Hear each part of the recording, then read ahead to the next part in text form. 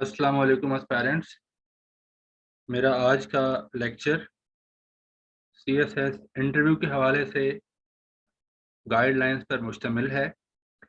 It is specially for the candidates who have qualified CSS written exam 2021, लेकिन इसको मैंने general रखा है और ये आने वाले तमाम इंटरव्यूज़ के लिए एक गाइडलाइन के तौर पे काम करेगा।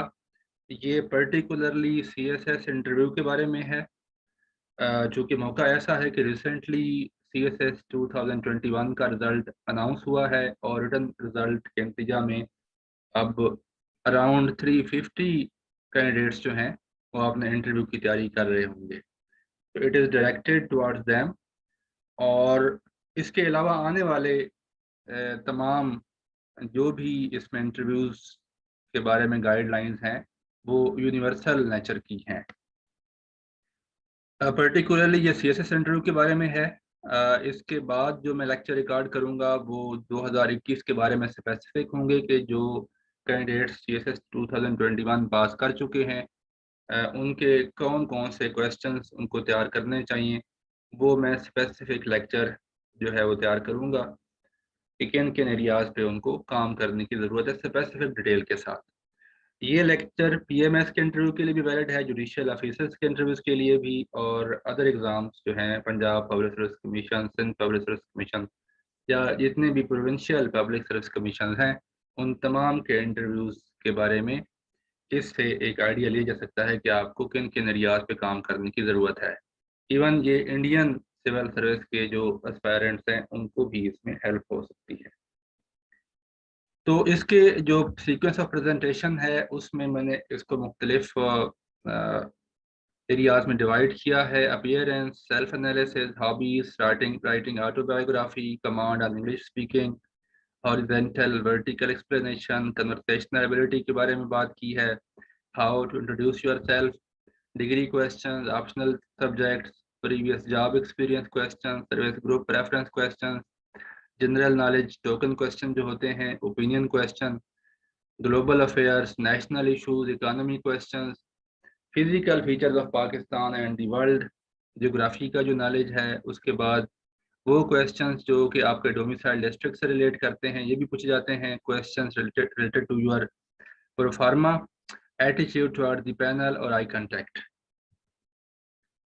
ये हम इन तमाम एरियाज को इस मुख्तसर से लेक्चर में टच करने की कोशिश करेंगे और ये एक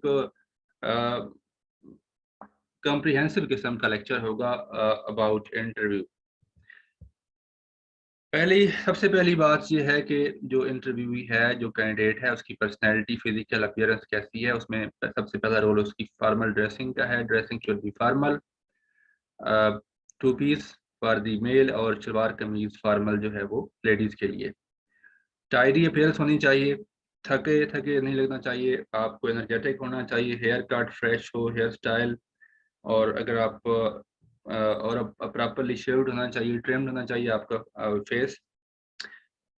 उसके बाद energy, the candidate should radiate energy. उसको लेजी नज़र नहीं आना चाहिए, एनर्जेटिक नज़र आना चाहिए, उसकी पर्सनैलिटी प्लेजेंट होनी चाहिए और हेल्दी भी होना चाहिए। अगर आपका वेट ज़्यादा है तो रनिंग के ज़रिए और मुख्तलिफ़ किस्म की एक्सरसाइज के ज़रिए अपना वेट जो है वो उसको बीएमआई को उस रेंज में होना चाहिए जो कि एक्सेप्टेबल है। इसके लिए ज़रूरी है कि आप हेल्दी लाइफस्टाइल फॉलो करें। हेल्दी लाइफस्टाइल में आपकी अच्छी फूड, आपका अच्छी लाइफस्टाइल, उसमें आपके एक्सरसाइज, स्पोर्ट्स और आपकी जो 8 आवर स्लीप है डेली की वो बहुत ज़रूरी है। जो एस्पायरेंट्स तैयारी कर रहे हैं इंटरव्यू के लिए उनको चाहिए कि कम से कम 90 minutes, maximum 90, around 60 to 90 minutes जो हैं वो अपना वॉक, एक्सरसाइज, रनिंग, जॉगिंग कुछ भी इस तरह का ज़रूर करें जिससे उनकी जो हेल्थ है वो अच्छी रहे। और उनका जो एक बात और बता दूं कि जितना आप फिजिकल एक्सरसाइज करते हैं उतना ज़्यादा आपका जो मेंटल पावर है उसमें इजाफा होता है, आपकी थिंकिंग कैपेसिटी बढ़ती है और आपका माइंड ज़्यादा रिचार्ज होता है।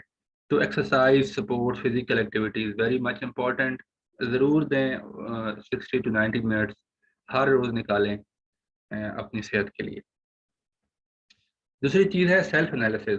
आप बहुत किसी कंफर्टेबल प्लेस पे बैठ के सोचें, पुरसुकून जगह पे बैठ के आप अपनी लाइफ का एनालिसिस करें कि आपकी स्ट्रेंथ क्या है, वीकनेसेस क्या हैं। स्ट्रेंथ आप हर बंदे के अंदर स्ट्रेंथ भी होती हैं, वीकनेसेस भी होती हैं, नो वन इज परफेक्ट। तो आपको उनको केयरफुली डिस्कवर करना चाहिए। आपकी स्ट्रेंथ्स ऐसी होनी चाहिए जो कि आपको जॉब को सपोर्ट करें। वीकनेसेस ऐसी नहीं होनी चाहिए जो कि आपके इंटरव्यू पैनल को आपसे दूर कर दें कि ये, जैसे कि एक वीकनेस है कि मैं कोई बंदा ये कहे कि मैं बहुत ज़्यादा सोता हूँ या बहुत ज़्यादा लेजी हूँ, तो ऑब्वियसली ही is not going to hire you. तो इस तरह की फैटल किस्म की वीकनेसेस आपके अंदर होनी भी नहीं चाहिए। अगर हैं तो उनको अवॉइड करें, उनको दूर करें, रिमूव करें अपनी पर्सनैलिटी से, और ऐसी वीकनेसेस को मेंशन भी नहीं करना चाहिए ऑब्वियसली। तो वीकनेसेस ऐसी मेंशन करनी चाहिए अगर पूछा जाए कि जो ज़्यादा इतनी हार्मफुल ना हो, आपकी जॉब में रुकावट ना बने। फिर आप देखें कि आपकी कंट्रीब्यूशन क्या रही हैं, अपनी लाइफ में क्या कंट्रीब्यूशन है, अपनी फैमिली के अंदर आपने क्या किया। अगर कोई आपकी कंट्रीब्यूशन हैं आपकी कम्युनिटी में, कोई आपने कोई अवेयरनेस कैंपेन की है, कोई वॉलंटरी वर्क किया है, कोई सोशल वर्क किया है, उसको आप उसमें ज़रूर देखें कि क्या आपने किया है, आपके किस डिसीजन से कौन सा फ़र्क पड़ा है, आपने कोई रोल कम्युनिटी की बेसिकली के लिए अदा किया हो। फिर अपनी अचीवमेंट्स को देखें कि आपने कोई अचीवमेंट किया हो, किसी स्पोर्ट्स में कोई अचीवमेंट है, कोई एकेडमिक अचीवमेंट है, उसको नोट डाउन करें। हॉबीज़ को केयरफुली ड्राफ्ट करें, और इवन वो हॉबी जो आप लिखें वो आपके अंदर होनी चाहिए। अगर नहीं है तो ऐसी हॉबीज़ का आप जो हॉबीज़ आपको पसंद है वो ज़रूर अडॉप्ट कर लें। और झूठ बोलने की ज़रूरत नहीं है ऑब्वियसली, लेकिन ये है कि आप जो हॉबी अडॉप्ट करें वो आपके अंदर होनी चाहिए। अगर नहीं है तो आप कोई हॉबी ल अपनी पसंद कर लें, और उसको फिर वो हॉबी जो आप कर सकते हैं वही आपको मेंशन करना है। हॉबी शुड बी जस्टिफाइएबल, इसको हम बाद में बात करेंगे। ये हॉबीज़ भी आपकी उसमें शामिल है पर्सनैलिटी में। Decision that change your life. फिर आपके अगर कोई रिग्रेट्स हैं तो सम टाइम साइकोलॉजिकल टेस्ट में इस एंगल से भी क्वेश्चन पूछे जाते हैं कि आपको किस चीज़ का अफ़सोस रहा या कोई ऐसा चीज़। ये भी आपने अ, इसको भी ज़रा एहतियात से करना चाहिए। फ़ेवरेट बुक्स आपकी कौन-कौन सी हैं? पर्सनैलिटीज़ कौन-कौन सी जिन्हें इंस्पायर किया? बुक वो होनी चाहिए जिसने वाक़ई आपकी लाइफ़ को चेंज किया हो, या जिससे आपको कोई मोटिवेशन मिली हो, या जो आपको बुक अच्छी लगी उसके पीछे रीज़न होनी चाहिए और वाक़ई वो आपको फ़ेवरेट बुक होनी चाहिए। किसी को कॉपी पेस्ट करके अपनी बुक को फ़ेवरेट ना बनाएँ। पर्सनैलिटीज़ भी वो रखें जिन्होंने वाक़ई आपको इंस्पायर किया हो, वाक़ई आपकी लाइफ़ में रोल अदा किया हो, या जिनसे आप बहुत मुतासिर हों, या जिनको आप कॉपी करना चाहते हों, या जो पर्सनैलिटीज़ जो हैं आपको जिन्होंने आपको इन्फ्लुएंस किया हो। इस तरह के क्वेश्चन जो हैं वो आपके सेल्फ एनालिसिस या साइकोलॉजिकल टेस्ट का हिस्सा हो सकते हैं। इसके बाद आते हैं हॉबीज़ की तरफ। हॉबीज़ को हम एक्सप्लेन करता हूँ कि हॉबीज़ ऐसी नहीं होनी चाहिए जो कि पैसिव हॉबीज़ हैं, जैसा कि वाचिंग वीडियो गेम्स है, नेटवर्क सर्फिंग है, वाचिंग टीवी है। ये हॉबीज़ कोई इंप्रेशन क्रिएट नहीं करती, और ऐसी हॉबीज़ आपकी होनी भी नहीं चाहिए जो कि आपका टाइम वेस्ट करें। It is better to have hobbies जो कि रिक्रिएशनल हैं, जो कि फाइनेंशियली प्रोडक्टिव हों, हेल्दी हों, जिनसे आपको मेंटल पीस मिले, जो आपको एक्टिव रखती हों। फिज़िकल एक्टिविटी वाली हॉबीज़ बहुत अच्छी हैं। एग्ज़ाम्पल जो आपको हॉबीज़ जिस तरह की होनी चाहिए आपकी पर्सनैलिटी में वो हैं, स्पोर्ट्स है, गार्डनिंग, एक्सरसाइज़, राइटिंग, रीडिंग, ये सारी पॉज़िटिव हॉबीज़ हैं। लेकिन जब आप इनको अडॉप्ट करें, 2 चीज़ों का ख़्याल रखें कि वाक़ई आपके अंदर ये होनी चाहिए, वाक़ई आपकी हॉबी होनी चाहिए, और दूसरा आप इसको जस्टिफ़ाई भी कर सकें। मसलन अगर आप ये कहते हैं कि रीडिंग इज़ माय हॉबी, और अगर आपसे पूछा जाए कि आपने लास्ट बुक कब पढ़ी, तो आपको ये याद भी ना आए कि कब पढ़ी है, तो ये फिर आप इस तरीके से आपको जस्टिफ़ाई करने में मुश्किल पेश आएगी। तो हॉबी वो रखें जिसको आप जस्टिफ़ाई कर सकें। अब आते हैं साइकोलॉजिकल टेस्ट में। एक टास्क ये होता है कि आपने 8 मिनट्स के अंदर या इतने ही टाइम के दौरान में अपनी ऑटोबायोग्राफी लिखना होती है। उसमें सबसे पहले ये लिखना है कि आपका नाम क्या है, और आप किस फैमिली बैकग्राउंड से आप बिलॉन्ग करते हैं। 1 और 2 सेंटेंसेस में आपने अपना फैमिली बैकग्राउंड बताना होता है। फिर डिग्री, क्वालिफ़िकेशन के बारे में बात करनी है। इसमें ये ज़रूरी नहीं कि आप ये लिखें कि आपने मैट्रिक, ए लेवल, ओ लेवल कहाँ से किया, फिर ग्रेजुएशन कहाँ से की। जो आपकी फाइनल डिग्री है, उसी के बारे में मेंशन करना चाहिए, जो कि आपने लास्ट डिग्री हासिल की हुई है। हाँ, अगर आपने मास्टर 2 या 3 किए हुए हैं तो उनको ज़रूर मेंशन करें। फिर आपका जो प्रीवियस जॉब एक्सपीरियंस है, उसको ज़रूर मेंशन करें कि आपका क्या क्या एक्सपीरियंस रहा, क्या आपने कंट्रीब्यूट किया, क्या आपने नई चीज़ें लेके आए, क्या आपने इन्फ्लुएंस किया वहाँ पे। अपनी अचीवमेंट्स को उसमें हाईलाइट करें, उसमें आखिर में ज़रूर मेंशन कर दें why you aspire to become a civil servant, क्या गोल्स हैं और लार्जर गोल्स जो हैं आपके क्या हैं, वो अगर आपके माइंड में है तो वो भी आप मेंशन कर सकते हैं। तो इस पैटर्न पे आपकी मोर और लेस आपकी ऑटोबायोग्राफी बन सकती है। कमांड ऑन इंग्लिश स्पीकिंग, ये बहुत अहम है क्योंकि इंग्लिश स्पीकिंग के ज़रिए ही आपने अपने एक्सप्रेस करना होता है अपने आइडियाज़ को, अपनी थॉट्स को, अपने आंसर्स को। तो इसके लिए सबसे अहम मस्ट चीज़ ये है कि you should practice speaking English on daily basis.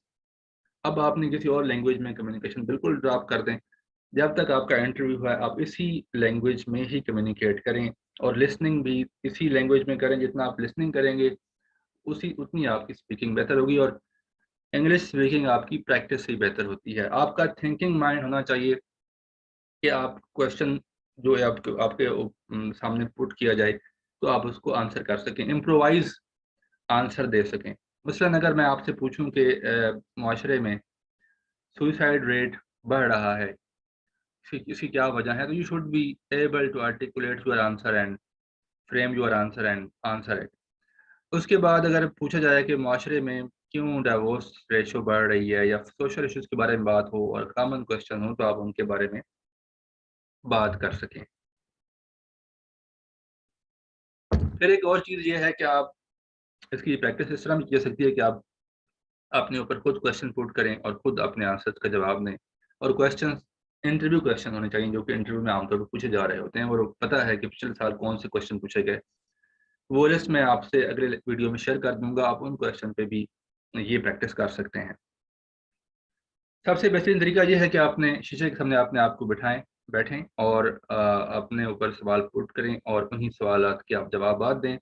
अपनी वॉइस को रिकॉर्ड करें और अपनी वॉइस रिकॉर्डिंग को सुनें। आपको आइडिया होगा आपकी आवाज़ कैसी है, आपकी आवाज़ की पिच कैसी है, आपकी आवाज़ में एनर्जी कितनी है। ये तमाम बातें आपको वहाँ से आइडिया हो जाएँगी और आपको हो सकता है पहली बार आप अपनी आवाज़ पसंद ना आए, लेकिन जब आप इसको करते रहेंगे तो आपको खुद आइडिया होता जाएगा। आप खुद ही अपने ऊपर फीडबैक देने के काबिल हो जाएँगे कि क्यों मैं मुझ में क्या इम्प्रूवमेंट होनी है। तो आपको खुद आइडिया होगा कि आपकी आवाज़ हल्की है, आपकी आवाज़ को इम्प्रूव होना चाहिए, आपकी आवाज़ वॉइस क्वालिटी क्या है, पिच कैसी है और आपकी वॉइस ऊँची है, नीची है, तो उस हिसाब से आप उसको एडजस्ट कर सकते हैं अपनी रिकॉर्डिंग सुन के। फिर है कन्वर्सेशनल एबिलिटी। इसमें सबसे अहम बात कि आपको ये इम्प्रोवाइज़ करना आना चाहिए कि आपने सवालात के जवाब कैसे अपने माइंड में फ्रेम करने हैं। सबसे पहले जब क्वेश्चन पूछा जाए तो आपने फ्यू सेकंड्स का पॉज़ लेना है। कोई जल्दी नहीं करनी कि आपने फ़ौरन ही क्वेश्चन को you should not be in a hurry to answer. थोड़ा-सा पॉज़ लें, बी कूल एंड काम, अपनी थॉट्स को ऑर्गनाइज़ करें और तब बोलना स्टार्ट करें।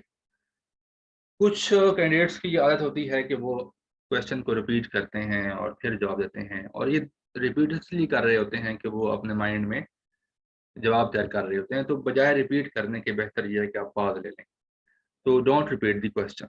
हॉरिजॉन्टल एक्सप्लेनेशन और वर्टिकल एक्सप्लेनेशन,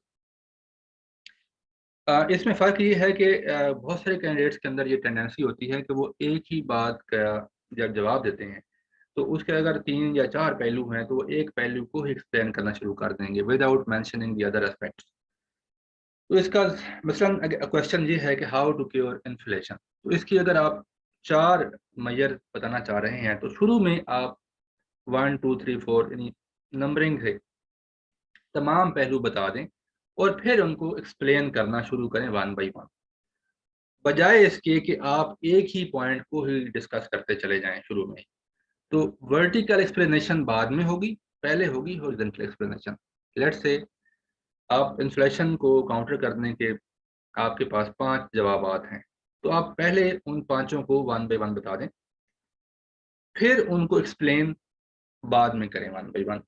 तो इस तरीके से आपका ये जो जवाब है, ये आपकी शो करेगा कि आपका नॉलेज के अंदर डाइवर्सिफिकेशन कितनी है और डेप्थ कितनी है। इस फार्मूले को आपने याद रखना है। फिर इंट्रोडक्शन, सबसे पहला क्वेश्चन जो 95% केसेस में हो सकता है होता है कि पहला क्वेश्चन यही होता है कि हाउ टू इंट्रोड्यूस योरसेल्फ। वो यही होता है कि इंट्रोड्यूस योरसेल्फ। उसमें ये क्वेश्चन के 2-3 इसके प्लस पॉइंट हैं कि एक तो ये उस टाइम ये वो क्वेश्चन है जो आपने तैयार किया होता है। आपको मौका मिल जाता है कि आप अपने आप को रिलैक्स कर सकें और कंफर्टेबल हो जाएँ उस एनवायरनमेंट में, और ये पहला क्वेश्चन होता है। दूसरा, इसमें आपके पास एक मौका ये होता है कि आप अपना अच्छा इंप्रेशन भी कायम कर सकते हैं। ये ऑलमोस्ट आपकी ऑटोबायोग्राफी की तरह ही इसको आपने फ्रेज़ करना है, इसको फ़ॉर्मूलेट करना है। इसमें आप बताएँगे नाम, अपना फैमिली बैकग्राउंड, अपनी क्वालिफ़िकेशन, प्रीवियस जॉब एक्सपीरियंस, अपनी अचीवमेंट्स, अपनी कंट्रीब्यूशन और why you want to join civil services, अगर आप उसमें कोई कन्विंसिंग रीज़न देना चाहें तो। तो इस तरीके से आपका इंट्रोडक्शन जो है वो 2 से 3 मिनट में या 1 से 2 मिनट में आप अपना इंट्रोडक्शन करा सकते हैं। और इस दौरान चूँकि आप ये सवाल आपका तैयार होगा, तो ये आपको वहाँ पे कंफर्टेबल कर देगा उस एनवायरनमेंट में। फिर आपने सबसे पहले तैयार करने हैं अपने डिग्री क्वेश्चन्स। डिग्री क्वेश्चन ये है कि अगर आप लॉ ग्रेजुएट हैं, तो आपको लॉ के बारे में बेसिक चीज़ें पता होनी चाहिए। अगर आप साइकोलॉजी की डिग्री है, तो साइकोलॉजी की थ्योरीज़ के बारे में सवाल हो सकता है। इसके अलावा अगर आप इंजीनियरिंग से हैं, तो आप इंजीनियरिंग के बारे में क्वेश्चन हो सकता है। तो इंटरव्यू पैनल जो है आपसे डिग्री के बारे में क्वेश्चन कर सकता है। और ऐसे क्वेश्चन का ड्राफ्ट होना बड़ा फैटल होता है, क्योंकि आपकी डिग्री के बारे में अगर आपको नहीं पता, तो ये बहुत नेगेटिव इंप्रेशन क्रिएट करता है। अक्सर स्टूडेंट्स जो हैं वो ये कहते हैं कि वो इसलिए थीसिस कर रहे हैं या पीएमएस कर रहे हैं कि उनकी डिग्री में वो इतने अच्छे कॉम्पिटेंट नहीं थे, इसलिए उन्होंने अपने प्रोफ़ेशन को कंटिन्यू नहीं किया। तो ये बड़ा ऐसी बात बिल्कुल नहीं करनी चाहिए। अपनी डिग्री को कभी अंडरमाइन नहीं करना चाहिए। तो दूसरा ये है कि आप ये भी आपने शो करवाना है कि मुझे अपनी डिग्री में भी इंटरेस्ट है और मैंने जो पढ़ा है अपने अ, जो डिग्री मैंने हासिल की है, मैंने उसको इंटरेस्ट से पढ़ा है। और वो तब शो होगा जब आप अपनी डिग्री से मुतल्लिक़ तमाम क्वेश्चन को जवाब दे सकें। लेट्स से अगर आपने एमएससी ज्योग्राफिया किया है और आप ज्योग्राफिया के बारे में क्वेश्चन का जवाब नहीं दे पा रहे, तो फिर it doesn't make any sense और it will be very very fatal for your interview. तो डिग्री क्वेश्चन जो है वो आपके तैयार होने चाहिए। उसके बाद डिग्री से क्या लिंक है आपका, जो जो आप कर रहे हैं, सर्विस ग्रुप में क्यों आना चाह रहे हैं, उसका रिलेशन क्या है? अगर तो रिलेशन बन रहा है, जैसे कि लॉ के ग्रेजुएट्स का पुलिस से बन जाता है, जैसा कि पब्लिक एडमिनिस्ट्रेशन के जो स्टूडेंट्स हैं, एमपीए के, उनका पास से बन जाता है, जैसा कि आईआर के जो स्टूडेंट्स हैं, उनका फॉरेन सर्विस से बन जाता है। तो अगर आप इस तरह के केसेज़ हैं, तो फिर तो आपके लिए बहुत आसान है। अगर आपने एमबीबीएस किया है या इंजीनियरिंग की कोई डिग्री ली है, तब आपको ये क्वेश्चन ज़रूर पूछा जाता जाएगा कि आपने अपने प्रोफ़ेशन को क्यों कंटिन्यू नहीं किया और क्यों बदलना चाह रहे हैं। तो क्वेश्चन अबाउट योर डिग्री हो सकते हैं, why did you choose this specific degree, कि आपने लेट्स से एमएससी साइकोलॉजी की है, तो उस डिग्री को क्यों हासिल किया? आपके माइंड में क्या था? क्यों आपने उस तरफ जाना चाहते थे? और अब क्यों आप उसको छोड़ के सिविल सर्विसेज़ में आ रहे हैं? तो व्हाई आर यू स्विचिंग, ये भी क्वेश्चन हो सकते हैं। डिग्री के बारे में उनके कंसेप्चुअल क्वेश्चन भी हो सकते हैं, और डिग्री के बारे में ये क्वेश्चन भी हो सकता है कि आप उस डिग्री के अंदर उसके जो रिलेवेंट फील्ड है उसमें क्यों नहीं गए। डिग्री के बारे में डेफिनेशन आ सकती हैं, जो इम्पोर्टेंट पर्सनैलिटीज़ हैं वो आ सकती हैं, थ्योरीज़ आ सकती हैं। ये आपने 3-4 चीज़ें तैयार करनी है डिग्री के बारे में। ब्रीफली आपको साफ-ज़ाहिर है, आपने कोई चीज़ 5 सालों में पढ़ी है, 5 साल में इंजीनियरिंग की है, तो बेसिक चीज़ों का आपको उसमें ज़रूर आपके पास आइडिया होना चाहिए।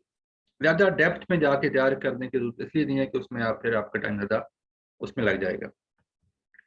फिर हैं आपके ऑप्शनल सब्जेक्ट्स। ऑप्शनल सब्जेक्ट्स को भी अच्छी तरह तैयार करें, लेकिन ब्रीफली तैयार करना है आपने। तमाम एरियाज़ को कवर करें, ख़ास तौर पर डेफिनिशंस हैं, फिर नोन पर्सनैलिटीज़ हैं, थ्योरीज़ हैं। जैसा कि क्रिमिनोलॉजी अगर आपका ऑप्शनल सब्जेक्ट है, तो इसमें डेफिनिशंस, इसमें जो थ्योरीज़ हैं मुख्तलिफ, वो पता होनी चाहिए। जो डिफरेंट क्रिमिनोलॉजिस्ट हैं उनके बारे में पता होना चाहिए, उन्होंने क्या बात की, किस थ्योरी के बारे में, किस थ्योरी, कौन सी थ्योरी किसने दी। मशहूर बुक्स जो हैं उस सब्जेक्ट के ऊपर, वो किसने लिखी, ये आपको पता होना चाहिए। फिर इसी तरह साइकोलॉजी है, तो इसकी जो डेफिनेशंस हैं, उसमें जो कंसेप्ट्स हैं, उसमें जो मशहूर साइकोलॉजिस्ट हैं, मशहूर उसमें जो ऑथर्स हैं, उनकी थ्योरीज़ हैं, वो आपको आइडिया होनी चाहिए। इसी तरह पंजाबी अगर आपका सब्जेक्ट है, तो ज़रूर आपसे पंजाबी के बारे में पूछा जाएगा कि आपका फ़ेवरेट पोएट कौन-सा है, और पंजाबी की कुछ नज़में आपको ज़रूर याद होनी चाहिए, जो कि शो करें कि आपने आपने सब्जेक्ट में बहुत ज़्यादा इंटरेस्ट ली हुई है। आपको हर पंजाबी शायर की कोई ना कोई नज़म जो है वो याद होनी चाहिए, कि अगर आपको सुनानी पड़ जाए तो आप उसको सुना सकें। इसी तरह पश्तो है, सिंधी है, बलोची है, उसके तमाम जो अशार हैं या उसकी जो शायरी है मुख्तलिफ पोइट्स की, वो आपको याद होनी चाहिए कि आप अगर आपको वो सुनानी पड़ जाए तो आप उसको सुना सकें। फिर आता है आपका प्रीवियस जॉब एक्सपीरियंस, कि why you are switching career, आपकी कंट्रीब्यूशन क्या थी प्रीवियस जॉब एक्सपीरियंस में, और some questions about your previous job description, क्या आप क्या का वहाँ पे काम क्या था, जो पहली जॉब थी क्या आपका रोल था, क्या जॉब डिस्क्रिप्शन थी, क्या कंट्रीब्यूशन रही, क्या आपने किया, क्यों उधर रहना चाह रहे हैं। ये क्वेश्चन जो बहुत क्रिटिकल है, इलेक्ट्रिकल जो इंजीनियर्स होते हैं उनके लिए और डॉक्टर्स के लिए भी बहुत अहम है। इस सवाल को आंसर करना उनके लिए बहुत अहम है और ये बहुत क्रिटिकल है। फिर आपसे क्वेश्चन हो सकते हैं कि आपकी जो पहली चॉइस है वो आपकी पहली चॉइस क्यों है। ये क्वेश्चन हो सकता है कि आप क्यों जाना ज्वाइन करना चाह रहे हैं, क्या रीज़न है, आप जब ज्वाइन करेंगे तो क्या कंट्रीब्यूट करेंगे, लोगों की ज़िंदगियों में क्या बेहतरी लाएंगे, और आपको ही क्यों इस ग्रुप में लिया जाए, यानी आपके अंदर क्या क्वालिटीज़ हैं कि जो आपको क्वालिफाई कराती हैं इस ग्रुप में आने के लिए, और कैसे कंट्रीब्यूट करेंगे, आपका प्लान क्या है, आपका क्या प्लान है कि कैसे आप कंट्रीब्यूट करेंगे। फिर गवर्नेंस इश्यूज के बारे में क्वेश्चन हो सकता है, करप्शन है इसके बारे में क्वेश्चन हो सकता है, इसको ख़त्म करने के लिए क्या आपके पास प्लान है। फिर आपका जो सर्विस ग्रुप का रोल है, जॉब डिस्क्रिप्शन है आपकी क्या होगी, आपको पता होना चाहिए, आइडिया होना चाहिए कि अगर आप की पहली चॉइस पुलिस है या पीएस है तो आप एज असिस्टेंट कमिश्नर उसकी क्या जिम्मेदारियां होती हैं, और एज ए पुलिस ऑफिसर आपकी क्या जिम्मेदारियां आपको आइडिया होना चाहिए। फिर जो इनकी हायरार्की है वो पता होनी चाहिए कि इनकी क्या हायरार्की है, रेवेन्यू ऑफिसर्स की क्या हायरार्की है, और जो पुलिस ऑफिसर है उनकी क्या हायरार्की है। वे फॉरवर्ड क्या है, यानी सर्विस ग्रुप में इस सर्विस को आगे लेके चलने का वे फॉरवर्ड क्या है, क्या आप किस तरीके से आगे इसको लेके जाया जाए। फिर रोल ऑफ टेक्नोलॉजी ऑटोमेशन का क्या रोल होता है, इसलिए एक अहम क्वेश्चन है जिसको आप तैयार कर सकते हैं कि आप आईटी को किस तरह यूज करेंगे। फिर एक और अहम चीज एरिया जो है वो जनरल नॉलेज का हो सकता है, टोकन क्वेश्चन हो सकते हैं। ये आमतौर पे जो पैनल है वो एक तरह के क्वेश्चन कर रहा होता है, और इसके लिए सबसे अहम टिप यह है कि जो इंटरव्यूज आपसे पहले होते रहे हैं उन्हीं में से मोस्टली ये क्वेश्चन रिपीट हो रहे होते हैं। तो आप वहाँ से भी जो पहले क्वेश्चन हुए हैं, जो एस्पायरेंट्स होके आए हैं उनसे भी गाइडलाइन ले सकते हैं। इसी लिए कोई हार्ड एंड फास्ट रूल नहीं कि आपसे किस किस्म का सवाल होगा, लेकिन अगर ये ऐसे क्वेश्चन ड्रॉप होते हैं तो इनसे आपने परेशान नहीं होना। बाद वक़्त ऐसा होता है कि इंटरव्यू में बहुत सारे टोकन क्वेश्चन ड्रॉप हो रहे होते हैं, जिससे नर्वस होने की ज़रूरत नहीं है। आपने अपने कंपोजर है उसको कायम रखना है, और अम, अपने आप को बिल्कुल उसमें नर्वसनेस शो नहीं करनी। अगर क्वेश्चन ड्रॉप होते हैं तो आपने अपने आप को कंपोज रखना है। अगर आपको ऐसे क्वेश्चन को गेस करना पड़े तो आपको ये कहना चाहिए कि sir if you allow me to guess then I will try to answer it. तो इस तरीके से आप गेस कर सकते हैं। ओपिनियन क्वेश्चन, जैसा कि मैंने पहले बताया कि टोकन क्वेश्चन या जनरल नॉलेज क्वेश्चन ड्रॉप हो जाएं तो उसमें वो इतने फैटल नहीं होते। ओपिनियन क्वेश्चन को ड्रॉप होना जो है वो बहुत फैटल है। ओपिनियन क्वेश्चन को ड्रॉप नहीं होना चाहिए। ओपिनियन क्वेश्चन का वही तरीकाकार जो मैंने बताया, यहाँ पे आपको एंगेज करना है पैनल को, यहाँ पे आप टाइम बिताएं, यहाँ पे आप एक्सप्लेन करें, एलेबोरेट करें, एंगेज करें पैनल को। पहले हॉरिजॉन्टली बयान करें फैक्टर्स, फिर उसको वन बाई वन फैक्टर्स को आप एक्सप्लेन करें। और अगर आपको क्वेश्चन आसान लग रहा है तो उसमें आप कॉन्फिडेंस से बोलें, अपने इंप्रेशन बनने की कोशिश करें, और आप एनर्जी से और रीजनेबल तरीके से लॉजिक से अपनी ओपिनियन को बताएं।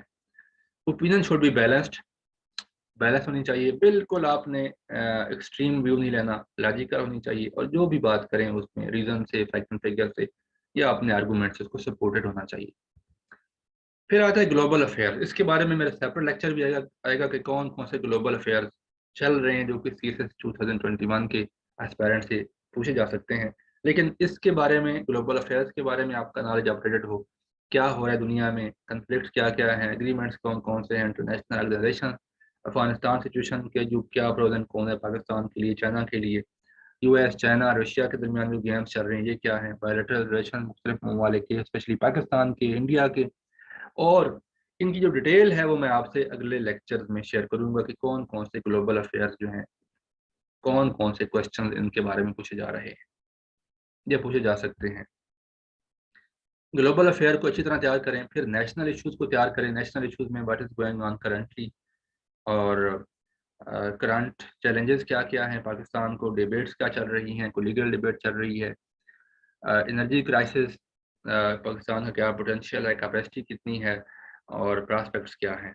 और इस तरह की जो नेशनल इश्यूज़ के बारे में क्वेश्चन आ रहे हैं, ये भी मैं सेपरेट लेक्चर में शेयर करूँगा। फिर है इकोनॉमी के क्वेश्चंस। ये बहुत अहम एरिया है, इकोनॉमी को भी तैयार करना है आपने। डेफिनेशंस आपको पता होनी चाहिए, GDP, GNP, forex, foreign exchange reserves, purchasing power parity, inflation, tax to GDP ratio और बहुत सारे। और इससे एक स्टैटिस्टिक आपको पता होनी चाहिए कि क्या कंट्रीब्यूशन है आपके जीडीपी में, एग्रीकल्चर का क्या कंट्रीब्यूशन है, आपके लाइफस्टाइल का क्या कंट्रीब्यूशन है। फिर इन्फ्लेशन के बारे में हुकूमत के पास क्या क्या मेजर्स लेने चाहिए कि इन्फ्लेशन कंट्रोल। ऐसे क्वेश्चन को भी मैं डिटेल में शेयर करूंगा अपने एक लेक्चर में। फिर आपको फिजिकल फीचर्स ऑफ पाकिस्तान पता होना चाहिए कि मुख्तलिफ जो फोर्ट्स हैं कहाँ पे हैं। लेट्स से कोई लेक्स के बारे में पूछ लेता है तो पता होना चाहिए। दुनिया के जो फीचर्स हैं उनके पता होना चाहिए कि कौन सा दरिया कहाँ पे पाया जाता है और कौन सा डेजर्ट कहाँ पे है। लेक्स हैं, माउंटेन्स हैं, रिवर्स हैं, deserts, ocean, islands, forts, historical places हैं, एनर्जी प्रोजेक्ट्स हैं, आर्कीपेलागो।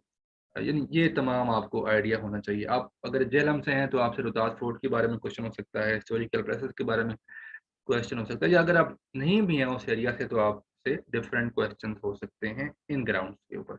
और ये आपका अगर नॉलेज है तो ये अच्छा इंप्रेशन डालता है कि आप पाकिस्तान से हैं तो आपको पाकिस्तान की जोग्राफी का और यहाँ की मुख्तलिफ चीज़ों का पता है कि कौन सा दरिया, कौन सा माउंटेन, कौन से जो आर्कियोलॉजिकल साइट है वो कहाँ से है।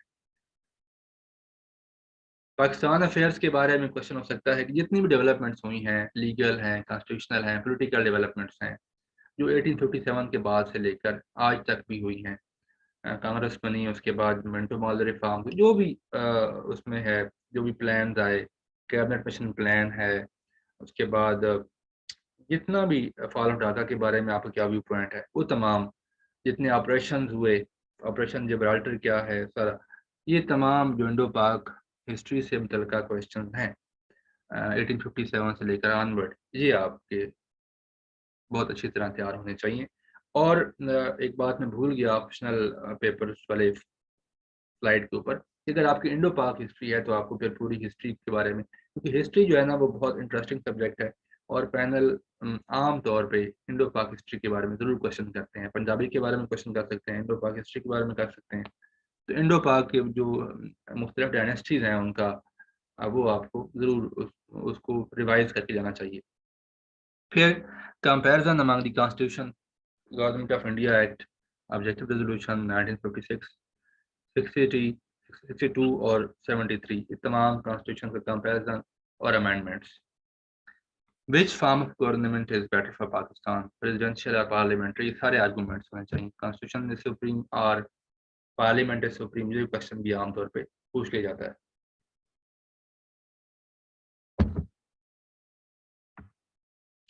इसके बाद आपका जो डोमिसाइल डिस्ट्रिक्ट है, लेट्स से आपका डोमिसाइल डिस्ट्रिक्ट मियांवाली है या जेहलम है, कोई भी है, प्रीमियर खान है या लाहौर है, जो भी है आपका डोमिसाइल डिस्ट्रिक्ट, उसकी हिस्ट्री, उसके हिस्टोरिकल प्लेसेस, उसके सीनिक ब्यूटी की प्लेसेस, वहाँ की इंपॉर्टेंट पर्सनैलिटीज़, वहाँ की जो लोक दास्तानें हैं, वहाँ की सिग्निफिकेंट प्लेसेस हैं, वहाँ पे जो इम्पोर्टेंट रेस्ट हाउसेज हैं,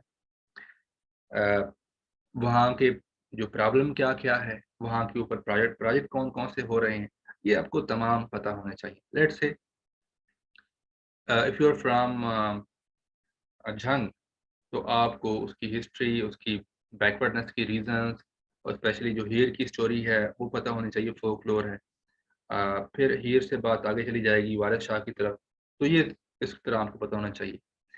हिस्टोरिकली इसको पता होना चाहिए, हिस्ट्री में उसका क्या कंटेक्स्ट है। खुशाब अगर डिस्ट्रिक्ट है आपका तो खुशाब में, खुशाब का नाम खुशाब क्यों रखा गया, खुशाब में कौन कौन सी लेक्स हैं, खुशाब में जो डेजर्ट है वो कहाँ तक फैला हुआ है।